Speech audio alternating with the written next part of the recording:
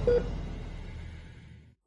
Break के बाद एक बार फिर से आप सभी का स्वागत है जनता टीवी पर। आप लगातार देख रहे हैं विधानसभा का दंगल और बात हो रही है किस तरीके से चुनावी समर, चुनावी रण सजा हुआ है। दूसरे चरण के चुनाव उत्तर प्रदेश में, और ये जो चुनाव चल रहे हैं ये बेहद खास इसलिए भी हैं क्योंकि 9 जिलों की 55 सीटों पर मतदान जारी है। जनता टीवी भी आपसे अपील कर रहा है कि घरों से निकलिए, अपना वोट कास्ट कीजिए। बूथ संख्या 369 का मामला सामने आ रहा है, जहां पर आपको बता दें कि धनौरा विधानसभा में ईवीएम मशीन ठीक हो चुकी है। बूथ संख्या 369 पर ईवीएम मशीन ठीक हुई है। धनौरा के अटारी क्षेत्र में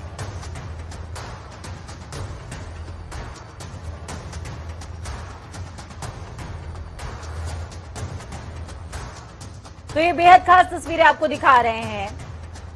घने कोहरे की चादर के बीच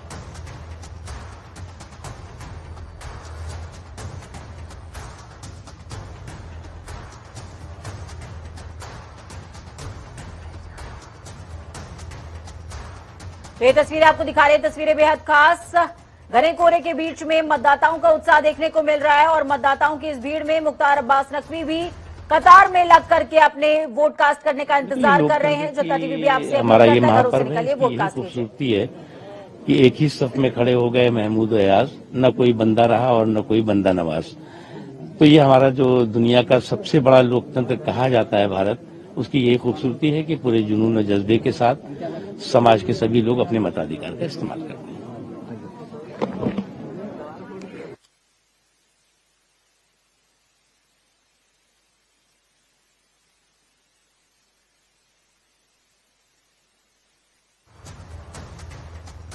खराब होने से मतदान रुका है। संभल से बड़ी खबर, बूथ संख्या 378 पर ईवीएम खराब होने की खबर है, जहां पर ईवीएम खराब होने की वजह से मतदान बाधित हुआ है। वोट डालने का इंतजार कर रहे हैं मतदाता। ईवीएम सही करने में कर्मचारी लगातार जुटे हुए हैं। गुन्नौर के सिकरौरा खादर से भी बड़ी खबर सामने आ रही है। बूथ संख्या 378 पर ईवीएम खराब होने से मतदान बाधित। बड़ी खबर संभल से आपको बता रहे हैं इस वक्त की।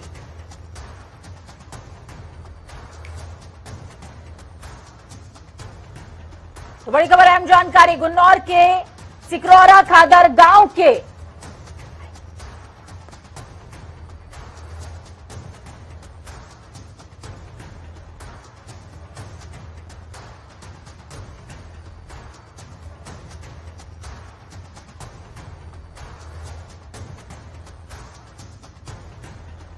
तो बड़ी खबर, अहम जानकारी, आपका मतदान बेहद खास। एक वोट से जीत हार का फैसला होगा। मतदान का महापर्व बदस्तूर जारी है। अजीत काम्बोज हमारे साथ जुड़े हुए हैं ग्राउंड जीरो से। अजीत, किस तरीके का लोगों में उत्साह नजर आ रहा है, और जिस क्षेत्र में आप इस समय मौजूद हैं, बीजेपी, कांग्रेस और आम आदमी पार्टी के बीच में त्रिकोणीय मुकाबला ये जो जारी है, बीजेपी बहुमत का दावा करती है, आम आदमी पार्टी कह रही है इस बार सूबे में अंडर करंट है। मतदाताओं का मन क्या कह रहा है? उनके लिए चुनाव का जो मुद्दा है वो क्या है? क्या वो विकास अपने दिमाग में रख रहे हैं तब मतदान कर रहे हैं, या फिर उत्तराखंडियत उनके दिमाग में है, या कोई और बात है जो उनको इफेक्ट डाल रही है? बिल्कुल, अगर उत्तराखंड की बात की जाए और पर्टिकुलर मसूरी विधानसभा जहां के पोलिंग बूथ पर इस वक्त हम मौजूद हैं, वहां की बात की जाए तो मसूरी में कड़ा मुकाबला होता हुआ नजर आ रहा है। 2 बार के लगातार यहां पर सिटिंग विधायक हैं, कैबिनेट मंत्री हैं गणेश जोशी, वो यहां से भाजपा प्रत्याशी हैं। और कांग्रेस की अगर बात की जाए तो कांग्रेस ने गोदावरी थापली को दोबारा मैदान में उतारा है। 2017 विधानसभा चुनाव में भी कड़ी टक्कर उन्होंने गणेश जोशी को देने का काम किया था और एक बार फिर से उन्हीं पर दांव खेला है कांग्रेस ने। तो साफ है कि मसूरी विधानसभा क्षेत्र पहाड़ों की रानी मसूरी को कहा जाता है। तमाम यहाँ पर पर्यटक आते हैं तो उनकी सुख सुविधा का ख्याल रखना संबंधित प्रत्याशी का काम होता है, और प्रत्याशी जब विधायक के तौर पर चुनकर आता है तो कितनी सुख सुविधाएं उनको देता है, इसको लेकर तमाम तरह की बातें यहाँ पर होती हैं।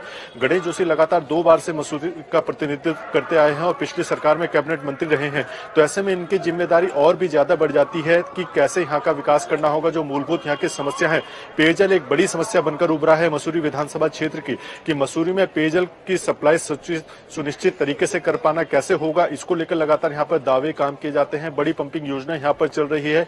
पार्किंग की एक बड़ी समस्या है मसूरी विधानसभा क्षेत्र में, तो मसूरी को पार्किंग की समस्या पर से कैसे दूर करना होगा, कैसे उससे निजात दिलानी होगी, इसको लेकर यहाँ पर लगातार काम हो रहा है। कैबिनेट मंत्री के तौर पर गणेश जोशी ने लगातार कई काम यहाँ पर किए हैं, कई वादे उन्होंने आम जनता के बीच में किए हैं। तो वहीं गोदावरी थापली की अगर बात की जाए तो कांग्रेस प्रत्याशी हैं और साफ तौर पर उन्होंने तमाम तरह के आरोप यहाँ पर गणेश जोशी पर लगाए हैं कि उनकी तरफ से ध्यान नहीं दिया जाता मसूरी विधानसभा क्षेत्र पर। जो विकास कार्य हैं वो आज भी अधूरे पड़े हुए हैं, घोषणाएं तमाम तरह की जाती है, लेकिन उनको पूरा नहीं किया जाता। और इसी बीच अब जी बरेली चलेंगे। बरेली से तौकीर किदवई हमारे साथ में मौजूद हैं और बहुत देर से इंतजार कर रहे हैं कि कब उनकी तरफ मैं आती हूं।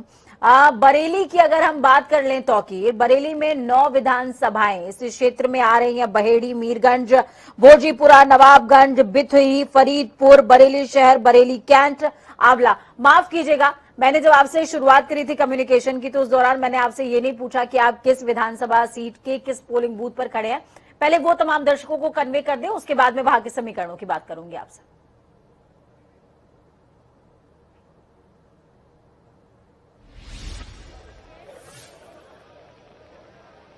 देखिए, बरेली की सदर विधानसभा है और यहाँ से अरुण जायसवाल हैं और इसके अलावा जो सुप्री एरन है वो समाजवादी पार्टी से हैं। इन्हीं दोनों के बीच इस मुकाबले को देखा जा रहा है और सुबह से ही यहाँ पर जो उनके समर्थक हैं वो यहाँ पर जुटे हुए हैं। वोटिंग के लिए लोग आ रहे हैं और खास बात है कि अभी अरुण जायसवाल थोड़ी देर पहले ही पोलिंग पर पहुंचे हैं। उन्होंने भी अपना वोट कास्ट करने अंदर गए हुए हैं।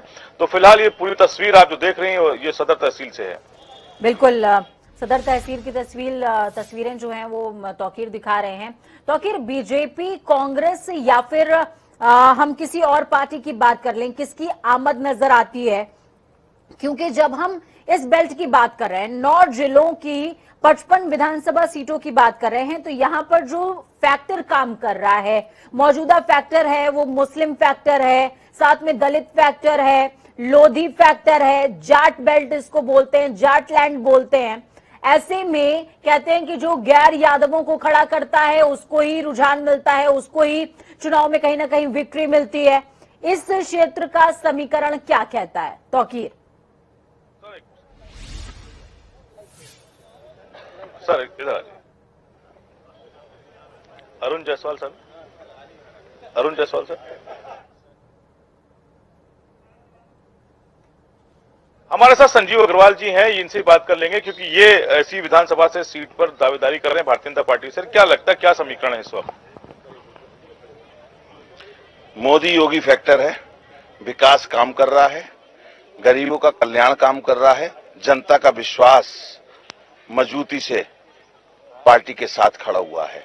कई तरह के एमवाई फैक्टर हैं, कांग्रेस का एमवाई फैक्टर है, महिला और यूथ, कहीं मुस्लिम और यादव, महिलाओं का सम्मान, भय मुक्त समाज, गुंडों का खात्मा, माफियाओं का खात्मा, और क्या चाहिए? टक्कर किससे मान रहे, टक्कर किससे? सीधी जीत की ओर अक्सर हैं। उनकी आपस की लड़ाई है, इस्लाम बब्बू और कांग्रेस और सपा में लड़ाई है, अपनी कहीं कोई टक्कर नहीं। दूसरे चरण में भारतीय जनता पार्टी के रिजल्ट पहले बहुत बेहतर नहीं रहे हैं, इस बार क्या उम्मीद लगती है?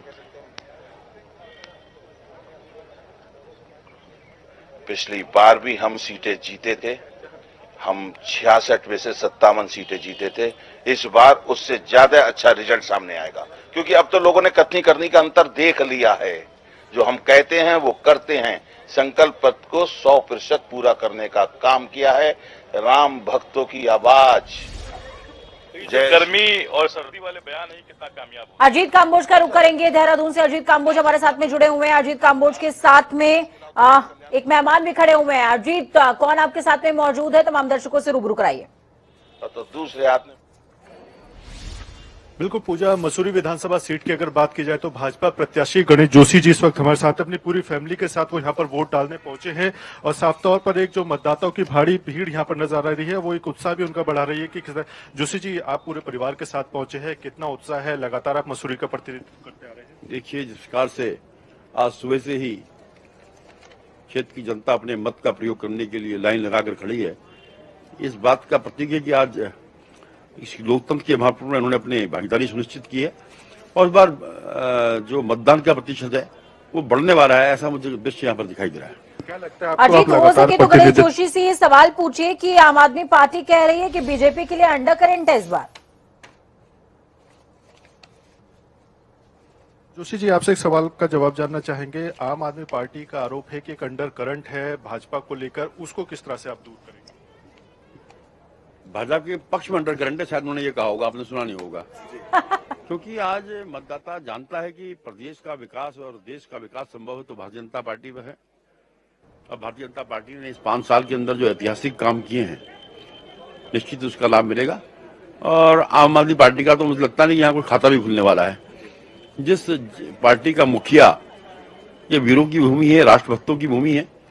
जब सर्जिकल स्ट्राइक हुई थी, यही केजरीवाल था जिसने भारत की सेना की विश्वसनीयता पर सवाल उठाया था, उसका सबूत मांग रहा था। तो अहम की दाल गलने वाली नहीं है। और मैंने कहा कि खाता भी खुलने वाला नहीं है और भारतीय जनता पार्टी की पूर्ण बहुमत की सरकार बनने वाली है। तो पूजा, यहाँ पर गणेश जोशी जी की बेटी नेहा जोशी भी मौजूद है, उनसे भी जान लेते हैं। अपने पिताजी के साथ वो वोट डालने यहाँ पर पहुंची है। जोशी जी, आप भी युवा मोर्चा में हैं, तमाम तरह के आप भी रैलियों में शामिल है, किस तरह का माहौल देखते हैं? देखिए, अगर मैं युवाओं की बात करूं तो पूरे प्रदेश में, खासकर युवाओं में इस सरकार को लेकर और मुख्यमंत्री जी को लेकर जो उत्साह है, जो 6 महीने के अपने कार्यकाल में मुख्यमंत्री जी ने युवाओं में एक आशा जागृत करी है कि एक ईमानदार कोशिश रोजगार पैदा करने की, एक ईमानदार कोशिश आत्मनिर्भर उत्तराखंड बनाने की। तो ये हमने पूरे कैंपेन में देखा कि इसका बहुत अच्छा रिस्पांस मिला है। और मुझे पूरा यकीन है कि कांग्रेस पार्टी जो बड़े बड़े दावे कर रही है कि हम टक्कर दे रहे हैं, अगर ये डबल डिजिट में आ गए तो गनीमत होगी। तो पूजा, आपने सुना जो जोशी जी हैं भाजपा प्रत्याशी, उनका पूरा परिवार यहाँ पर पहुंचा और साफ तौर पर उत्साह उनमें खासतौर पर लबरेज नजर आ रहा है कि किस तरह से 2 बार के सिटिंग विधायक हैं, मौजूदा कैबिनेट मंत्री हैं और एक बार फिर से चुनावी मैदान में हैं। तो विपक्ष और सीधे तौर पर अगर आम आदमी पार्टी की बात की जाए तो उनको तो खाता ना खुलने की उन्होंने सीधे तौर पर यहाँ पर बात कही है। बिल्कुल। और जिस तरीके से अंडर करंट का जवाब दिया है अजीत, तो वो काफी ज्यादा जो है दिलचस्प था। गणेश जोशी का जो अंदाजे बयान था कि शायद वो बीजेपी के पक्ष में अंडर करंट कह रहे हैं, आप समझ नहीं पाए होंगे। हमारे साथ में लगातार योगेश जुड़े हुए हैं। योगेश, जिस सीट पर इस समय मौजूद हैं वो सीट बहुत दिलचस्प है, क्योंकि कद्दावर नेता रही कांग्रेस की इंदिरा हृदयेश, उनके बेटे हैं सुमित हृदयेश, उन्होंने यहां से जो है नामांकन दाखिल किया हुआ है। कांग्रेस की साइड से वो चुनाव लड़ रहे हैं। योगेश, मैं आपसे क्षेत्रीय समीकरण समझना चाहूंगी, मतदाताओं का रुझान समझना चाहूंगी कि उनको किसके मुद्दे रास आ रहे हैं, क्योंकि आम आदमी पार्टी ने तो मुफ्त मुफ्त मुफ्त का टैग लगा दिया है। कांग्रेस भी कहीं ना कहीं उनके जो एजेंडे हैं, आम आदमी पार्टी के थोड़े से एजेंडों को कॉपी करती नजर आ रही है। बीजेपी ने भी थोड़े बहुत एजेंडे उनके कॉपी किए हैं, थोड़े बहुत कांग्रेस के मिलते जुलते एजेंडे हैं। जनता को क्या रास आ रहा है? हिंदुत्व, उत्तराखंडियत, या फिर आम आदमी पार्टी का विकास, या फिर कांग्रेस में हरीश रावत का चेहरा? साफ तौर से पूछा, इंदिरा हृदयेश के पुत्र सुमित हृदयेश कांग्रेस के मैदान में है। वहीं भाजपा की बात करूं तो 2 बार से मेयर जोगेंद्र रौतेला भाजपा से प्रत्याशी हैं, तो दोनों में यहाँ पर कड़ा मुकाबला यहाँ पर देखा जा रहा है।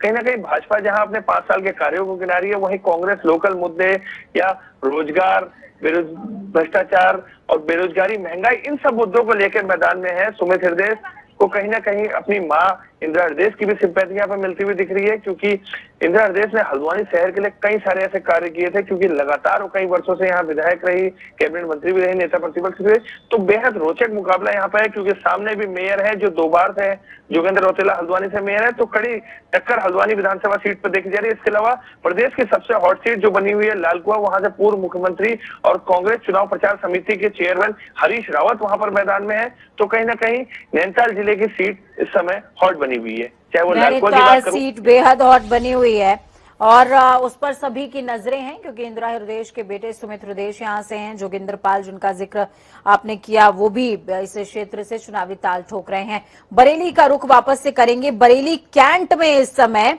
मौजूद हैं तौकीर किदवई। यहाँ पर संजीव अग्रवाल जो हैं वो प्रत्याशी हैं, साथ में सपा गठबंधन की तरफ से सुप्रिया एरन को यहां से टिकट दिया गया है। अनिल कुमार बसपा की तरफ से हैं और हाजी इस्लाम बब्बू यहां से कांग्रेस की ओर से चुनावी ताल ठोक रहे हैं। तौकीर, मैं आपसे ये समझना चाहूंगी, संजीव अग्रवाल से अभी आप बात कर रहे थे, उन्होंने कहा कि किसी मुस्लिम को यहां से जीत नहीं मिलने वाली, या मुस्लिमों का एजेंडा लेकर के जो आगे चल रहे हैं उनको जीत नहीं मिलने वाली। लेकिन मौजूदा फैक्टर क्या कहता है? क्योंकि अगर हम पिछले जो नतीजे रहे हैं दूसरे चरण के, उस पर हम अगर नजर डालते हैं तो वो नतीजे कहते हैं तौकीर की इन क्षेत्रों में जो गैर यादव समुदाय रहा है, फिर चाहे वो जाटव रहे हों, फिर चाहे वो लोधी रहे हों, फिर चाहे वो मुस्लिम्स रहे हों, इनको प्रत्याशी बनाया गया है तो पार्टी को 100% जीत मिली है, फिर वो पार्टी कोई भी हो।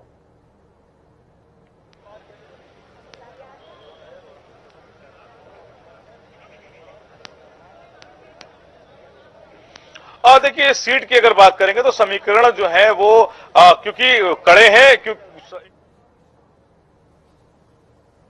पार्टी के प्रत्याशी सुप्रिया एरन से, वो भी पुरानी नेता हैं, यहाँ के पूर्व मेयर रही हैं, उनके पति पूर्व सांसद रहे हैं, तो कहीं ना कहीं मुकाबला जरूर कड़ा है, क्योंकि उनका इस क्षेत्र में थोड़ा सा प्रभाव जरूर है, क्योंकि लगातार चुनाव जीतते आते हैं, लगातार वो मेयर रही 2 बार। इसके अलावा जो उनके पति हैं वो अगर सांसद रहते हैं तो जरूरी तो हो जाता है कि ऐसा मुकाबला कड़ा जरूर नजर आएगा।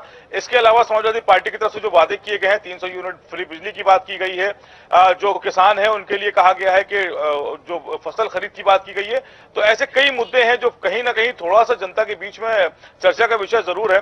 भारतीय जनता पार्टी की तरफ से भी इसी तरह के वादे किए गए हैं, लेकिन आदमी भरोसा किस पे करेगा, जनता का मूड क्या है, ये तो रिजल्ट्स बताएंगे। लेकिन जो दोनों प्रत्याशी हैं वो कहीं ना कहीं कड़े जरूर हैं, क्योंकि कांग्रेस में एक लंबा समय देने के बाद जो सुप्रिया एरन है वो अभी फिलहाल समाजवादी पार्टी में हाल फिलहाल शामिल हुई थी और उनके ऊपर अखिलेश यादव ने मोहर लगाई है सदर कैंट सीट से। बिल्कुल, सदर कैंट बरेली कैंट सीट से जो है यहाँ पर उनको मौका दिया गया है। लगातार हम तमाम मतदाता क्या कह रहे हैं वो भी तमाम दर्शकों को सुना रहे हैं। ठीक है, देहरादून का रुख करते हैं। अजीत काम्बोज हमारे साथ लगातार जुड़े हुए हैं। अजीत, ग्राउंड जीरो की अगर हलचल की हम बात करें, गणेश जोशी तो ये कहकर चले गए कि बीजेपी के पक्ष में अंडर करंट है, लेकिन कांग्रेस की अगर हम बात कर लें, कांग्रेस के लिए इस बार जो फिजा है वो बहुत अनुकूल नजर आती है। हरीश रावत भी बहुत आश्वस्त नजर आ रहे हैं कि कांग्रेस की सरकार बन रही है। क्षेत्र क्या कह रहा है?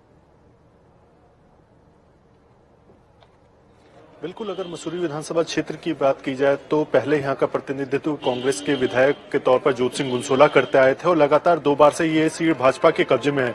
खुद गणेश जोशी यहाँ का प्रतिनिधित्व कर रहे हैं और इस बार भी भाजपा ने उन्हीं पर दाव खेला है। और आम जनता की अगर बात की जाए तो जनता के मन में क्या कुछ चल रहा है वो साफ तौर पर आज की भीड़ के तौर पर देखा भी जा सकता है कि मतदान केंद्रों पर सुबह से यहाँ पर काफी भीड़ भाड़ नजर आ रही है। सुबह से ही लोग काफी संख्या में यहाँ पर पहुंचे हैं। 8 बजे से यहाँ पर पोलिंग शुरू हुई है और 8 बजे से ही जो भीड़ है वो लगातार बढ़ रही है। अगर कम होने की बात की जाए, कम यहाँ पर भीड़ होती हुई नजर नहीं आ रही है। भीड़ भाड़ को देखते साफ है कि लोगों में एक उत्साह है चुनाव को लेकर, एक मतदान प्रक्रिया को लेकर। और जिस तरह से कांग्रेस ने तमाम तरह के आरोप लगाने का काम किया था कि भाजपा के लगातार 2 बार के यहाँ पर विधायक रहे, उनकी तरफ से किसी तरह का भी यहाँ पर विकास कार्य को नहीं किया गया। और साफ है कि सड़कों की बात की जाए, पार्किंग समस्या की बात की जाए या पर्टिकुलर मसूरी क्षेत्र में पेयजल की समस्या की बात की जाए तो वो लगातार जारी है। पहाड़ों की यानी है और पूरे साल भर यहाँ पर पर्यटकों के आने का सिलसिला बना रहता है। तो ऐसे में ये 2 जो प्रमुख समस्याएं हैं मसूरी क्षेत्र की, एक यहाँ पर पार्किंग और दूसरी यहाँ पर पेयजल, तो ये बड़ी समस्या बनकर उभरी है, जिनको दूर करने का काम लगातार यहाँ पर जो स्थानीय विधायक हैं गणेश जोशी उनकी तरफ से किया जा रहा है।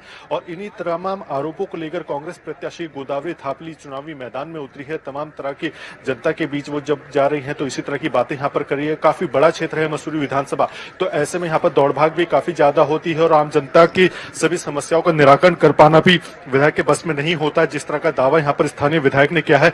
लेकिन कांग्रेस को उम्मीद है कि इस बार जनता ने मन बनाया है। जनता सीधे तौर पर आम लोगों की जो एक मन की बात है वो यहाँ पर कहती हुई नजर आई है, वो साफ तौर पर यहाँ पर कहती हुई नजर आ रही है। एक बार हो सके तो अजीत, ये जो पोलिंग स्टेशन है इसकी तमाम व्यवस्थाएं भी दिखाने की कोशिश कीजिए, क्योंकि पैंडेमिक का टाइम है। जनता टीवी तो तमाम दर्शकों से अपील कर ही रहा है कि वो घरों से भी निकलें, अपना वोट कास्ट करें, कोविड प्रोटोकॉल का पालन भी करें, मास्क जरूर लगाएं, सैनिटाइजर का इस्तेमाल करें, सोशल डिस्टेंसिंग का खास ख्याल रखें। हो सके तो एक बार पोलिंग बूथ की जो तस्वीरें हैं वो तमाम दर्शकों को दिखाइए कि किस तरीके का नजारा नजर आ रहा है। और दूसरी बात कि क्या लोग पैंडेमिक को लेकर के भी उतने ही सजग हैं क्या? बिल्कुल, अगर उत्तराखंड में कोविड की गाइडलाइन का बात की जाए तो सीधे तौर पर निर्वाचन आयोग की तरफ से तमाम व्यवस्थाएं मतदान केंद्रों पर बनाई गई हैं और साफ तौर पर यहां पर कोविड को देखते हुए 1 घंटे का समय तो अतिरिक्त बढ़ाया ही गया है। और मतदान केंद्रों पर जिस तरह से हम तस्वीरों में दिखाना चाहेंगे कि साफ तौर पर मतदान केंद्र में प्रवेश से पहले जो मतदान कर्मी यहाँ पर जो ड्यूटी पर तैनात है वो प्रत्येक मतदान को लेकर आने वाले व्यक्ति का यहाँ पर थर्मामीटर से टेम्परेचर मापा जा रहा है और ग्लव्स की व्यवस्था यहाँ पर खासतौर पर की गई है। सभी जो भी वोटर्स यहाँ पर पहुंच रहे हैं उनको गेट पर ही यहाँ पर ग्लव्स पहुंचाए जा रहे हैं, उनको ग्लव्स उपलब्ध कराए जा रहे हैं, जिससे वो जब ईवीएम में जाकर अपने वोट कास्ट करेंगे तो वो ग्लव्स पहने हुए हैं, मास्क लगाए हुए हैं और ग्लव्स के माध्यम से वो किसी भी तरह का यहाँ पर कोई भी अगर संक्रमण की स्थिति बनती है तो वो ना फैले, इसको लेकर यहाँ पर ग्लव्स की व्यवस्था यहाँ पर की गई है। और गेट में प्रवेश से पहले भी जो आंगनबाड़ी कार्यकर्ताओं की यहाँ पर तमाम मतदान केंद्रों पर ड्यूटी लगाई गई है कि आप लोगों को मास्क उपलब्ध कराए, उनके हाथों को सैनिटाइज करें और साफ तौर पर जो भी व्यवस्थाएं यहाँ पर होनी चाहिए एक कोविड गाइडलाइन का पालन करते हुए बढ़ते हुए संक्रमण को रोकने के लिए उनका यहाँ पर पालन कराया जा रहा है। जी बिल्कुल ठीक है। बड़ी खबर आ रही है सामने, धर्म सिंह सैनी ने गंभीर आरोप लगाया है। बड़ी खबर, अहम जानकारी, सपा के लोगों पर बड़ी खबर। उन्होंने आरोप लगाया बूथ संख्या 75 पर ईवीएम खराब हुई है। धर्म सिंह सैनी ने बड़ा आरोप भी इस दौरान लगाया है। बड़ी खबर, अहम जानकारी दे रहे हैं, सपा के लोगों को एजेंट नहीं बनने दिया जा रहा। जिला प्रशासन चुनाव में भेदभाव कर रहा है, खराब मशीन तुरंत बदलवाए जिला प्रशासन, ये कहना है धर्म सिंह सैनी का। सहारनपुर की नकुड़ से बड़ी खबर, आपको बता दें नकुड़ जो विधानसभा सीट है ये हॉट सीट में से एक मानी जा रही है क्योंकि धर्म सिंह सैनी यहां पर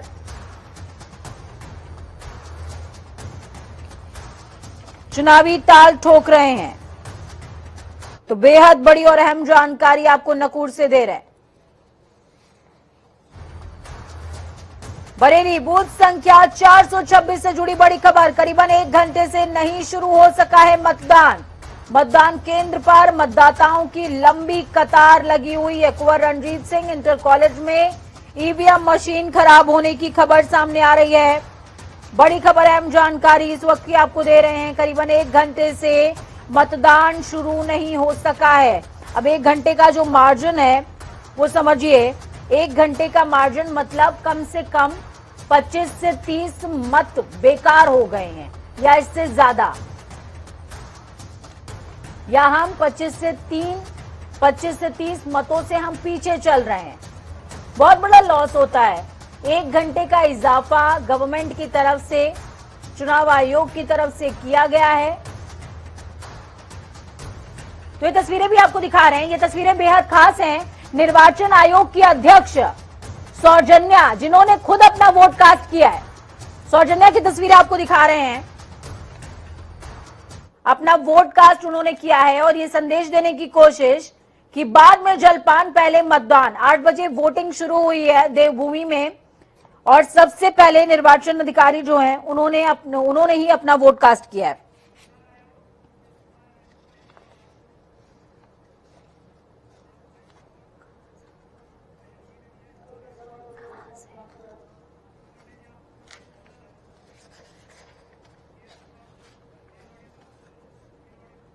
उत्तर प्रदेश विधानसभा के दूसरे चरण का मतदान शुरू हो चुका है। 9 जिलों में 55 सीटों पर मतदान सुबह 7 बजे शुरू हो गया था। हम इस वक्त लखनऊ के उस निर्वाचन आयोग में हैं जहां से कंट्रोल रूम से निगरानी रखी जा रही, क्योंकि चुनाव आयोग काफी सख्त है और पैनी नजर बनाए हुए। ये कंट्रोल रूम है, यहाँ पर जो शिकायतें आ रही उनका तुरंत निस्तारण हो रहा है और यहाँ से ही वो हेड किया जा रहा है, क्योंकि लगातार जिस तरीके से सुबह से कुछ शिकायतें आई थी कि ईवीएम में खराबी आ गई है, तो यहीं से जो संबंधित जिलाधिकारी को उसको फोन किया जा रहा है और तुरंत व्यवस्थाएं की जा रही हैं।